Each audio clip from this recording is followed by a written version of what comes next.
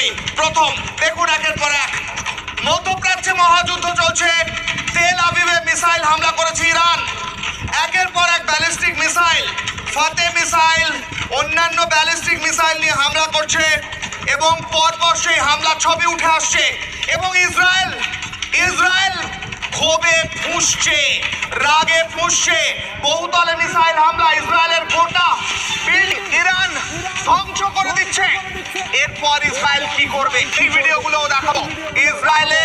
বলা হচ্ছে ইসরায়েলের সাধারণ মানুষের উপর হামলা করা শুরু করেছে ইরান।